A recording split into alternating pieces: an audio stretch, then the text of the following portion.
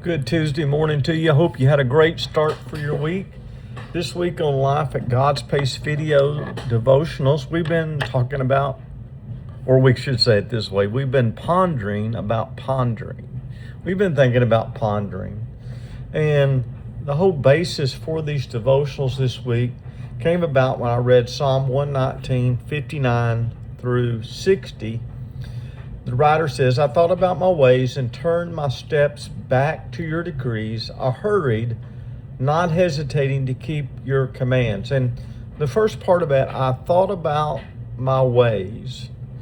And yesterday we talked about how many people live just on cruise control. They're just going through life. There's no stopping. There's no reflecting. There's no pondering about where they've been, where they're going, current situations.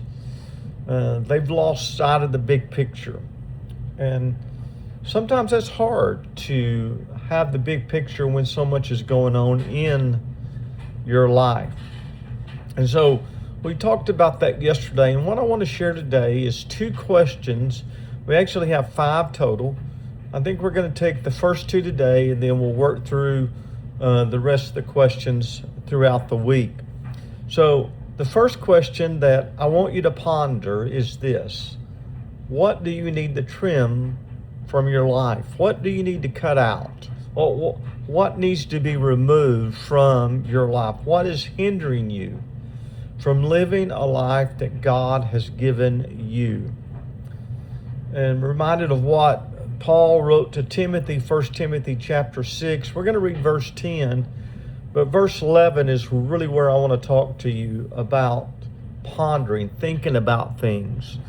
Paul wrote, for the love of money is a root of all kinds of evil, and by craving it, some have wandered away from the faith and pierced themselves with many griefs. And so Paul is saying, hey, listen, many people have been shipwrecked because they have not pondered, they've not thought about their finances and their love for it, the greed that comes with thinking we need more. Now, obviously, there's a lot of things that we need to ponder, not just our finances. I would encourage young people to think about ambitions. Why are you doing what you're doing? In fact, that's really a question for everyone. But verse 11 is one of my index card verses that I read over and over again. And it says this, but you, man of God, he's talking to Timothy, he's talking about to Timothy, he says, flee from these things, flee from the love of the world, flee from the love of money. What should Timothy flee from? Those things. And what should he pursue? Righteousness, godliness, faith, love, endurance, and gentleness. So when we talk about trimming things from our life, when we're talking about cutting those out, we need to think about what is hindering me from honoring God. Is there a sin you need to confess? Have you been harboring of sin? That sin's consuming you? In fact, you might not confess it, but you would say, I really enjoy this sin. I enjoy cherishing it. Maybe it's a sin you want to get rid of, but you're just not sure how. Maybe it's a hurt you need to give over to God. You need to trim the hurt out of your life. Or maybe it's anxiety that's paralyzing you.